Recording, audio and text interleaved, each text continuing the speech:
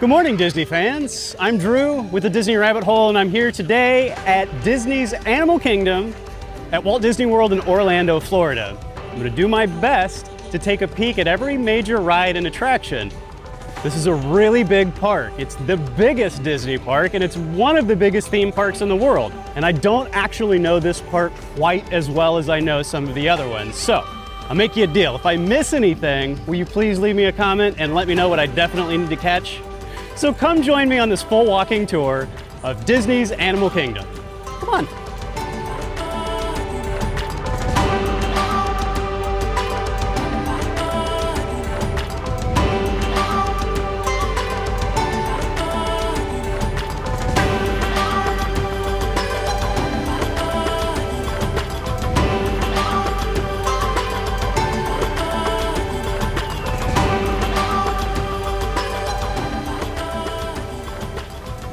Well, as usual, what better place to start than right at the very beginning?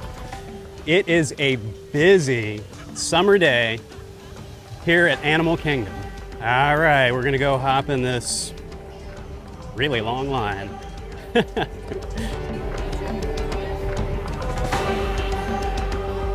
Morning. Thank you.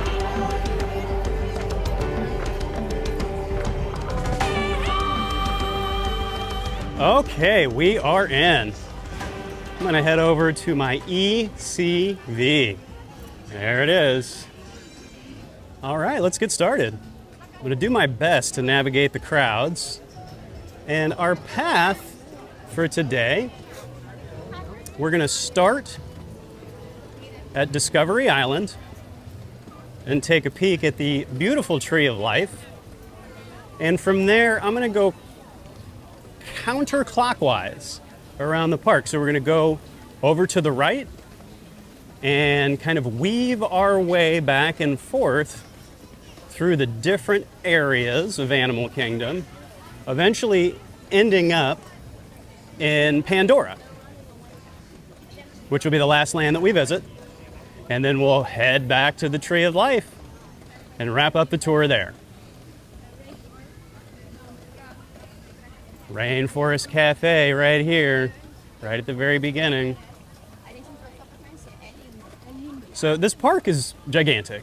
I believe it is 580 acres-ish. And if I'm not mistaken, it is the largest theme park in the world. This park opened in 1998? Does that sound right?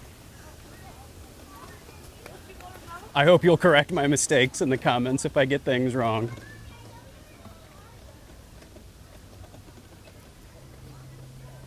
If you're familiar with former Disney Imagineer and Imagineering legend Joe Rohde, you probably know that this park is his baby.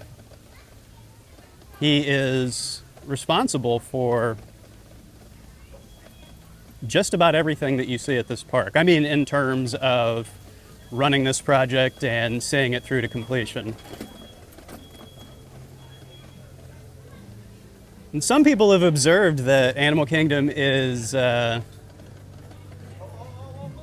culmination of a vision that Walt had back in the 1950s when he originally built Disneyland.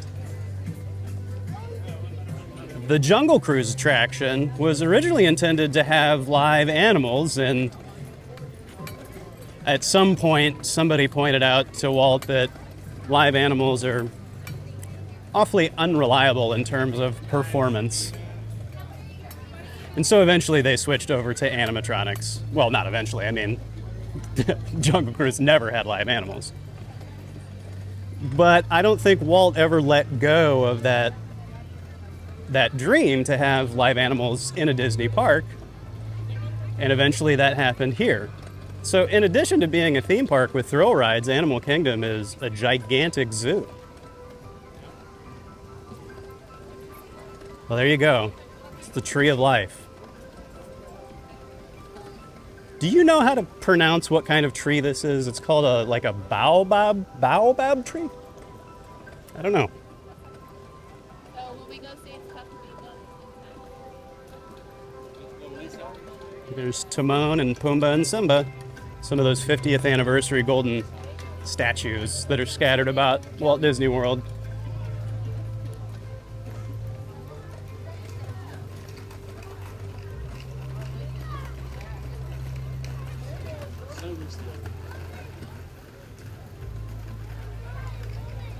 So our first stop is going to be DinoLand U.S.A. And like a lot of people, I kind of feel like DinoLand is weirdly out of place here at Animal Kingdom. The design of this park really is pretty breathtaking, and the attention to detail is unmatched. Yet, DinoLand is like a cheap parking lot carnival theme, but the kids love it. And it's currently undergoing some changes too. They have recently removed some attractions without replacing them with anything, so DinoLand is home to some shadeless asphalt, among other things. But let's go take a peek.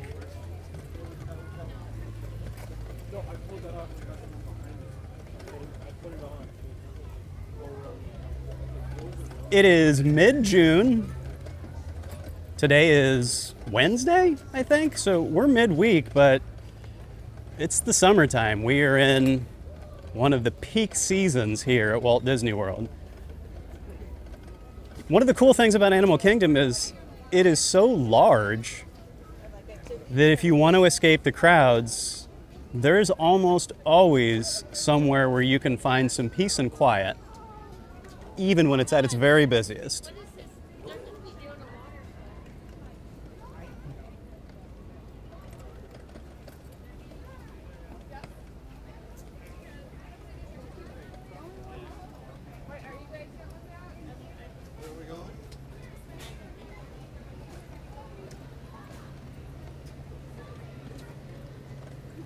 DinoLand itself is divided into a few different sections. Welcome to DinoLand U.S.A. So we start off here at Donald's Dino Bash, and I don't really know what the boundaries exactly are to Donald's Dino Bash. Are we entering DinoLand U.S.A? Are we entering Donald's Dino Bash? Is it both? I don't know.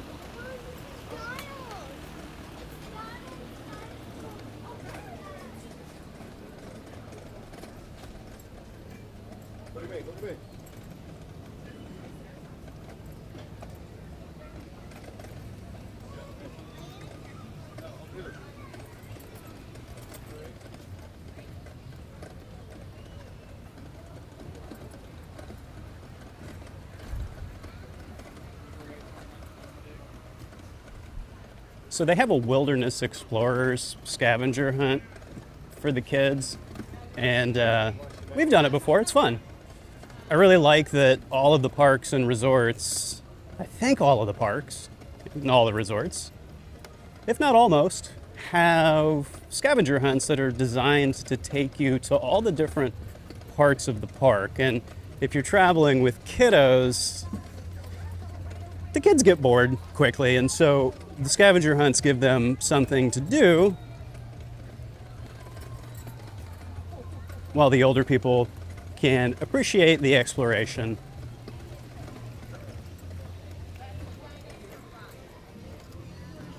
Let's head down here and take a look at Dinosaur. So here's a ride that you might think is kid-friendly, but in my opinion, it is not. This ride scares the pants off of me.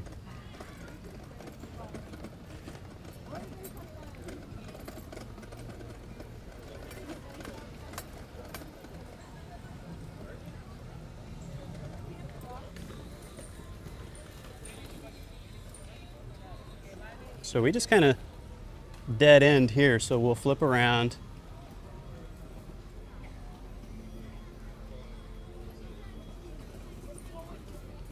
And head back out.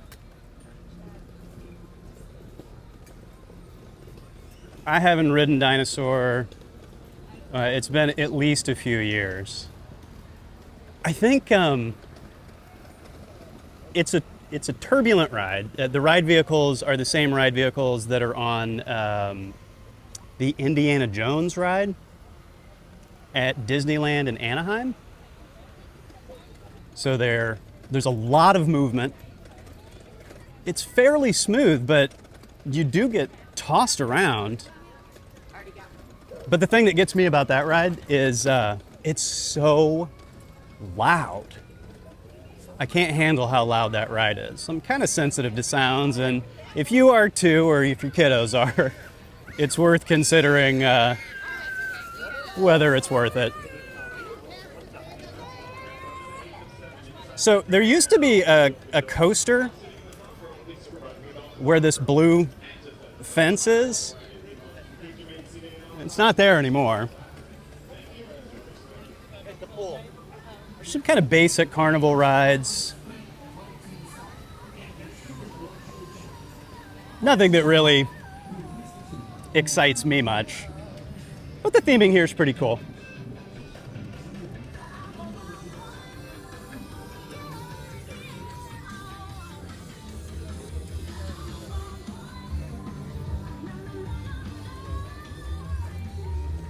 And if you're coming to Animal Kingdom for the first time, you would probably be okay to skip this section. There is not much going on here. And I don't know what the future holds for this area either. I mean, maybe they're just slowly dismantling it and they're going to build something else. I haven't even heard any rumors. If you have, let me know. Leave me a comment.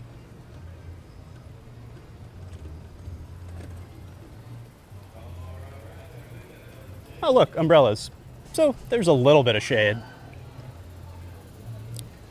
But I mean, like, it's literally themed as a parking lot. Like, there's painted parking lot spaces. Which, okay.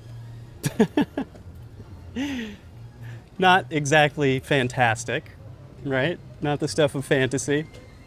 The kind of stuff that you might see every day, like at work or the store. But here's something you won't see every day at work or the store is this giant dino. It reminds me of the giant dino in, I think it's not Calabasas. Where is it in California?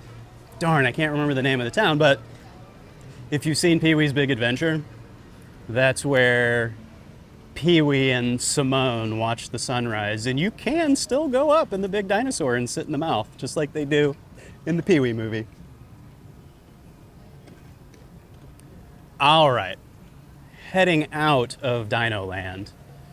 This big show building straight ahead of us here is where the Finding Nemo musical takes place. It's a different show now. It just reopened maybe just a couple of weeks ago. And I haven't gotten a chance to see it yet. I hope I do. Maybe today.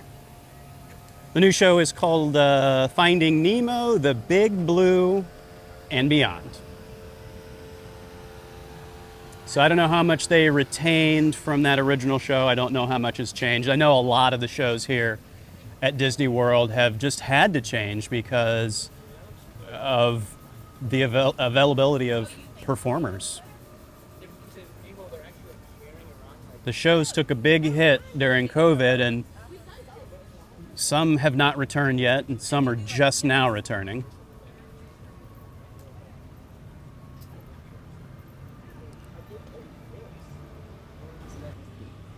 Right now, it's the Kite Tails show.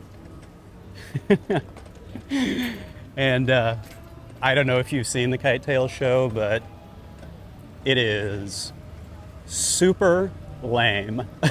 I'm sorry, but Kite Tails is terrible. It is a terrible show.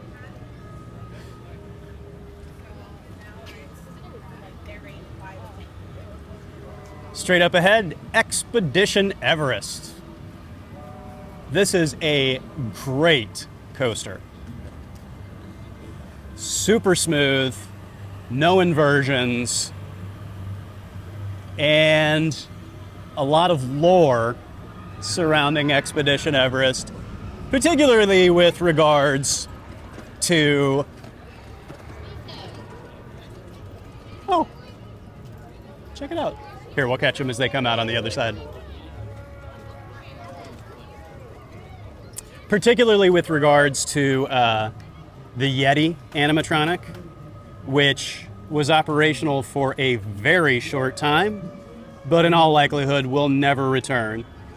It's an interesting story. People complain, why don't you just fix it? But I'll shut up for a sec.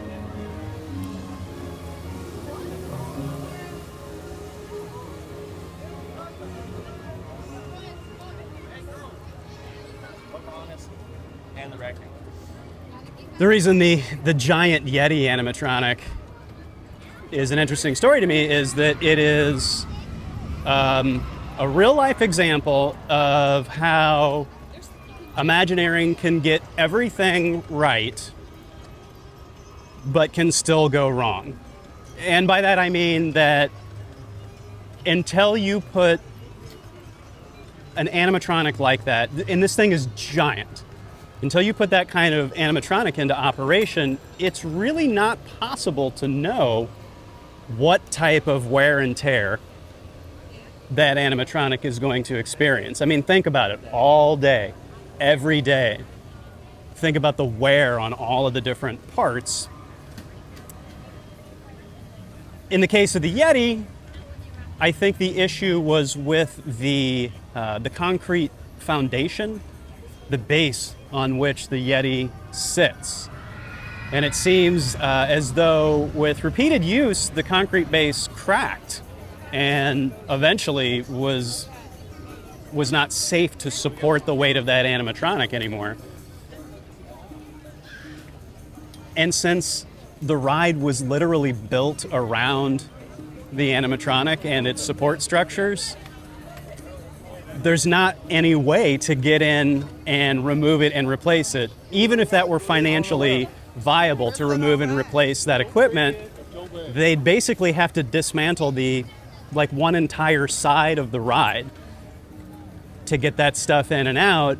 And at that point, most people think it's just never going to happen. So right now we get the what they call the Disco Yeti. There's a strobe light that flashes at the end, and if you look up, you can see the still Yeti sitting there underneath the disco lights. But you can get a Yeti sundae.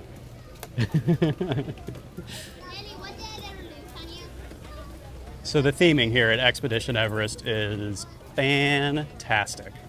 It's really beautiful, and it's the kind of ride where, if possible, don't skip the line, because the line is really beautiful. And the ride itself is awesome.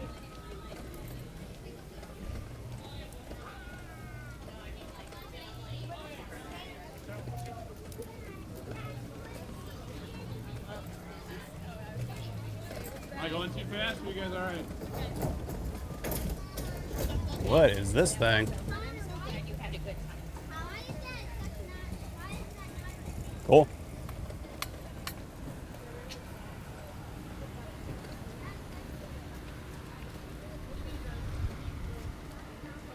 So back over here to the left is the other side of the aquatic amphitheater.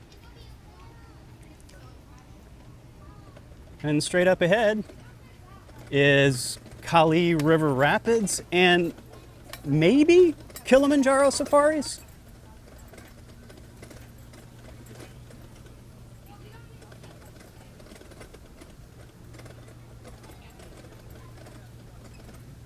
This tower, that tower, and this big structure, and this whole enclosed area is a primate area. I don't see that anybody is out yet this morning, though.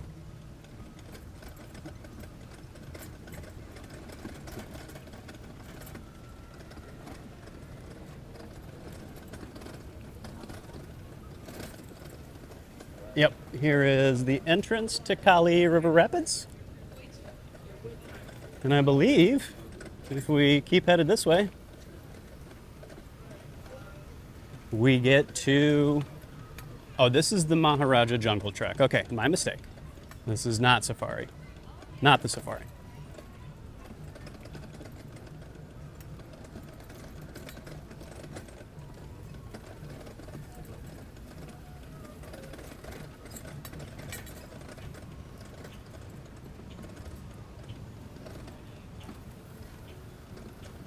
Let's flip it around and head back the way we came from.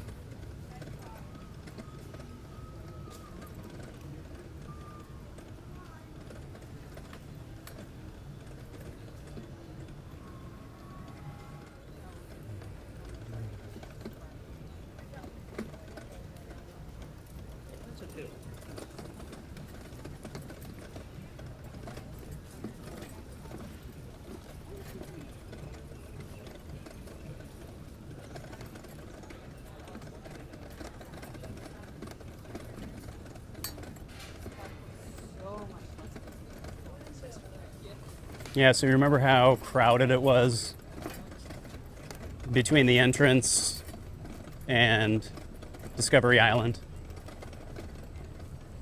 It's pretty peaceful over here, relatively speaking.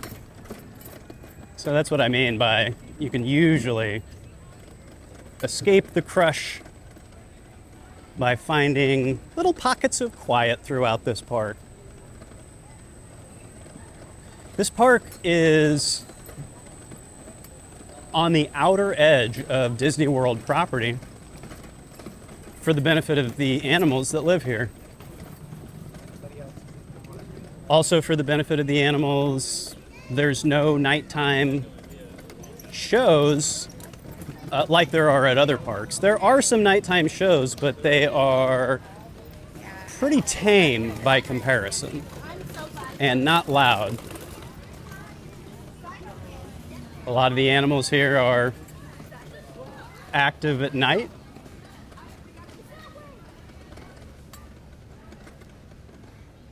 And so to provide a comfortable environment for all of the animals, they're not setting off fireworks and lasers and stuff at night.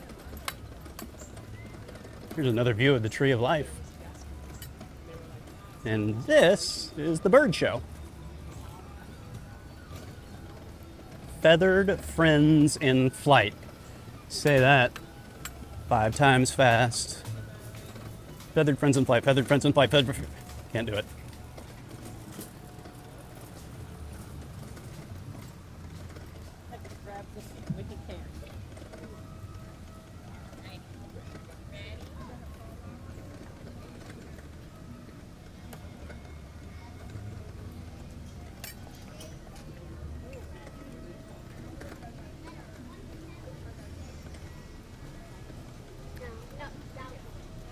One of my favorite places to notice some theming and details is on the ground. Each of the different lands has a different design in the walkways. So we've got some animal footprints,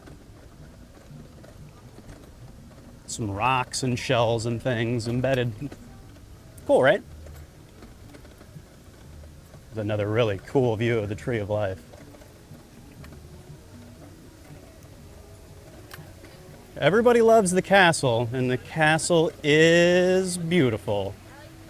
But the Tree of Life kind of blows me away.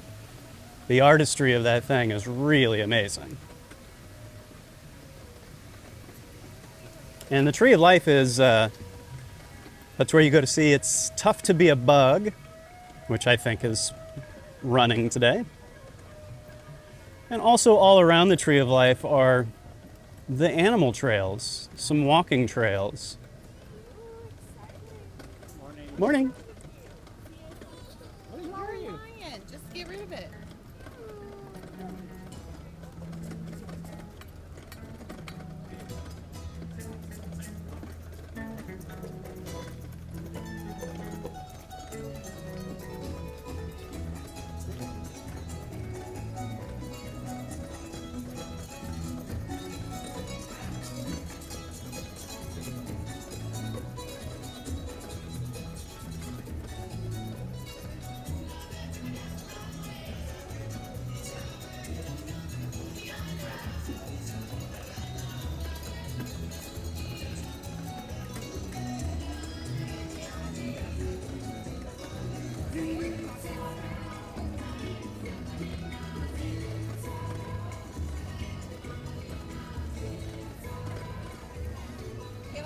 So I think right up ahead is where you would catch the train to go over to Rafiki's Planet Watch, which I've been to once before. We're not going to do that today. But I think that's the only area of this park that you can't walk to. You actually have to board the train and take a ride out there and back.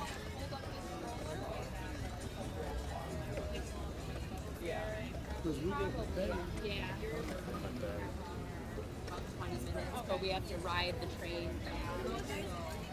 Amber said the trucks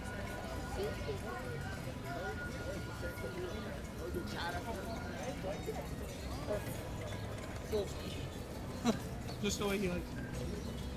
Okay. Now we're coming up on Kilimanjaro Safaris. So it's going to get a little busy through here because this is a popular attraction for good reason. If you're here to see animals, I would strongly recommend going on the safari. There's all kinds of really great stuff to see.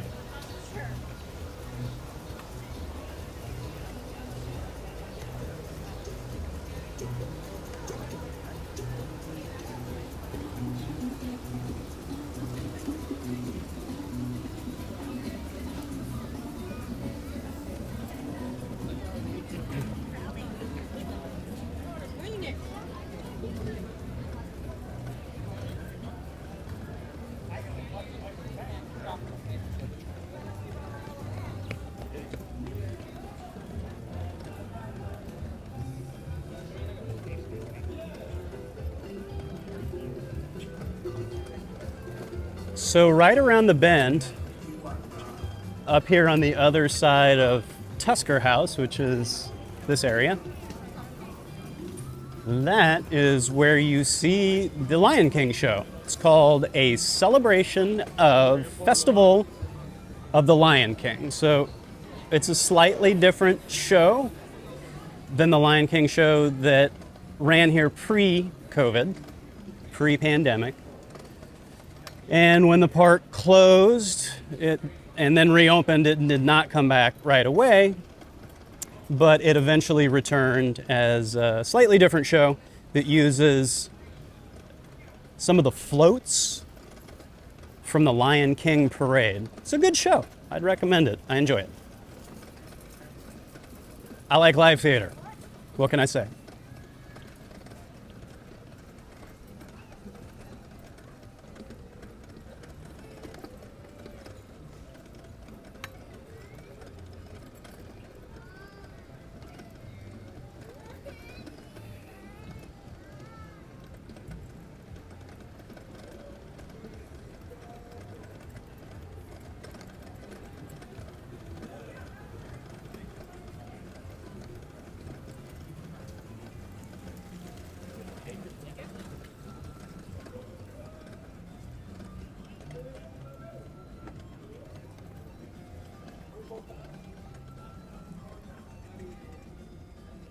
So this waterway surrounds Discovery Island. So each land branches off from Discovery Island, and the hub and spoke design that so many theme parks are known for, particularly the Disneyland style parks. So to reach each land, you cross a bridge, which is symbolic.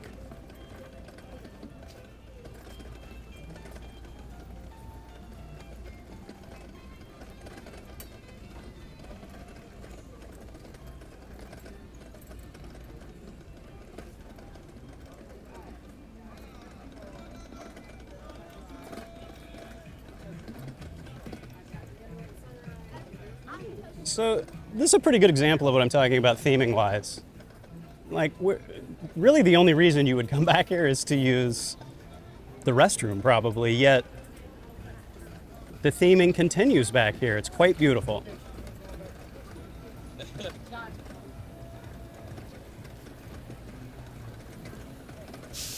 I suppose the other reason you would come through here is to leave. But as you can see, not a lot of people take this route.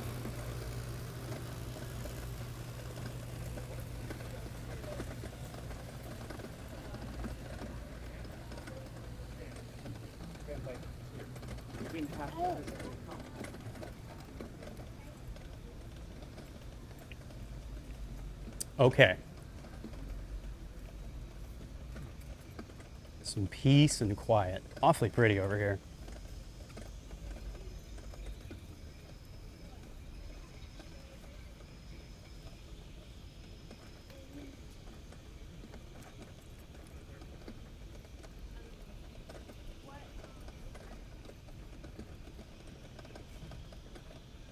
I don't think I've ever been here before. I don't think I've ever taken this route between the safari and maybe Pandora. Is that what we're headed into?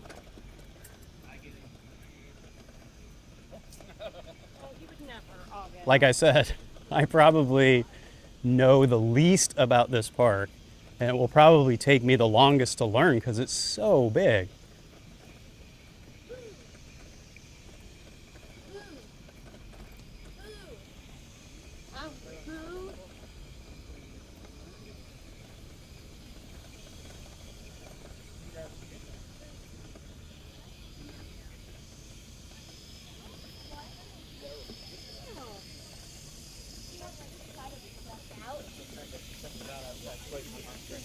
Yes, indeed. I can tell by the sounds of the animals and by the lampposts and by the trash cans that we are officially in Pandora. So this is where Avatar Flight of Passage is, which is the most popular attraction at this park. That is an individual lightning lane attraction. You can pay $15 to get lightning lane access to that. Generally, it has the longest wait times, so if you're going to buy an individual lightning lane at this park, that's probably the one to buy it for. And on some days, I think maybe even today, it is the only ILL attraction that's available. Also, Navi River Journey is over here. I'm just going over here to sit. That's what I think. So the line was back here. The people were standing here. So even if you don't ride anything here in Pandora, come visit. It's really pretty, and it's really cool during the day, but it's even more amazing at night.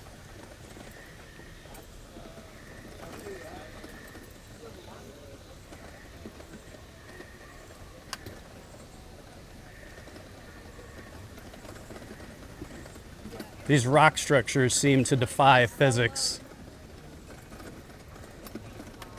which is the point.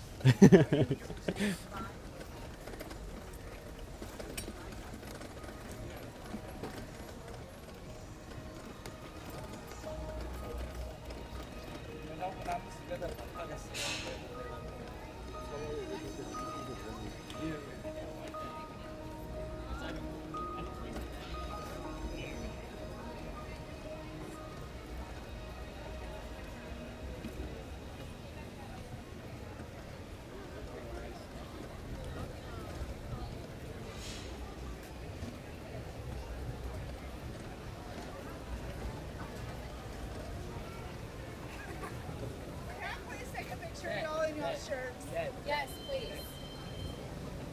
It's amazing. Hi, baby.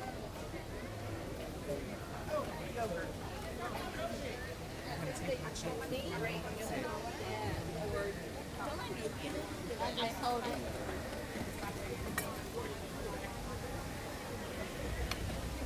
So, here's Avatar Flight of Passage right behind us.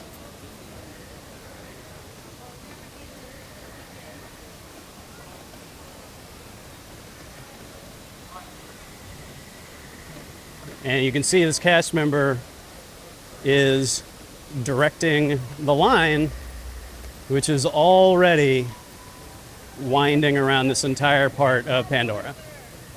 Ma'am.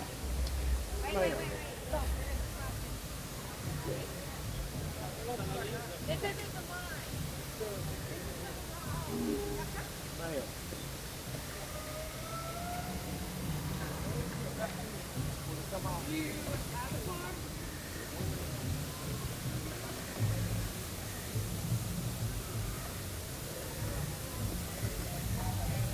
And then up ahead to the right here is Navi River Journey. And I love this like jute, hemp, rope, whatever this is. This piece of art is really, really great.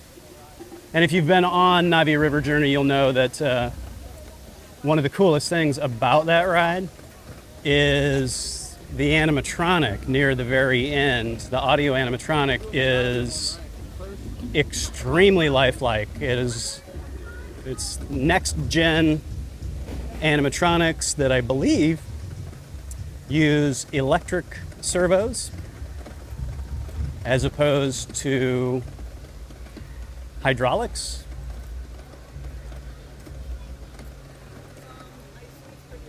But I'm not an engineer, so I don't actually know what I'm talking about. All I actually know is that it is super cool looking and very lifelike. Although the most recent time that I rode it, unfortunately, I got the B version of the show, which is the version that does not have the animatronic.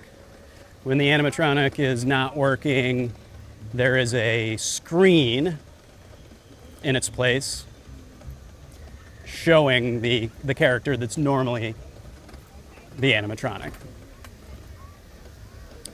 Not nearly as cool as the animatronic, but still a really pretty ride. Way too short, in my opinion. Way too short. When I first rode it, we were pulling up to the end of the ride, and I swear I thought the ride was just getting started. It was kind of a shock. But I rope dropped that one this morning and walked straight on in the standby line. No wait at all. Not the best ride to rope drop. I mean, if you're going to rope drop a ride, probably Expedition Everest or potentially Avatar Flight of Passage, though that's the one that most people go straight to from rope drop. So even if you get here first thing, even if you're staying at a Disney resort and get access 30 minutes before the park opens to everybody else, there's still going to be a big crowd there. So, you know, you might want to do the individual lightning lane on that one. Or at a minimum, reserve a Genie Plus return time. If it's available, which it might not be.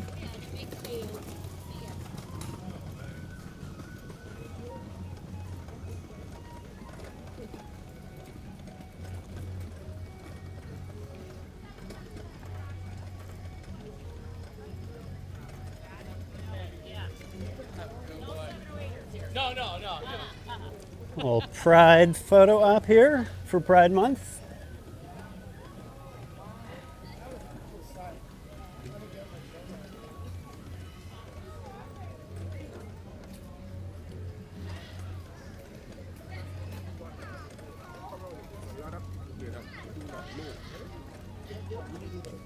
Cool. About to roll in front of somebody's photo. Whoops. People are taking pictures with Timon and Pumbaa and Simba. Cute.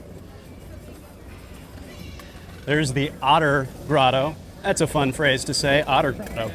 Otter Grotto.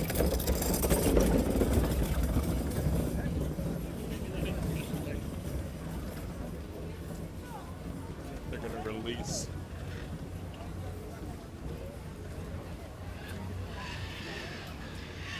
Oh, the bird show's happening right now. Did you see the birds fly by?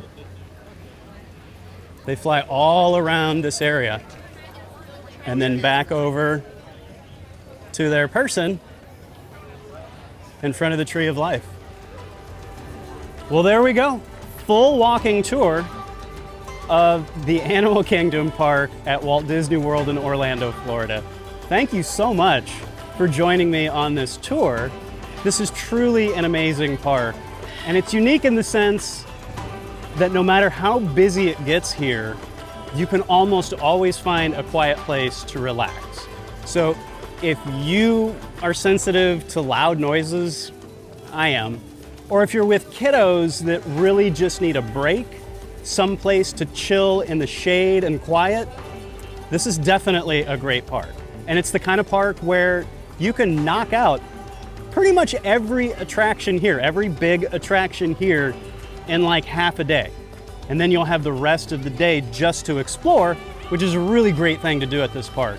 Go check out some of the animal trek trails. Try some of the awesome food. They tell me it's good. I don't eat here because I have food allergies. Spend some time in front of the Tree of Life. Come back at night. Animal Kingdom at night is absolutely beautiful. Pandora at night really is not to be missed. On a hectic, busy vacation, it really is kind of an oasis of relaxation and chill out.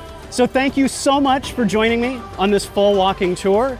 I'm Drew with the Disney Rabbit Hole. I hope you'll join me for our next walking tour that we do. And until next time, Black Lives Matter.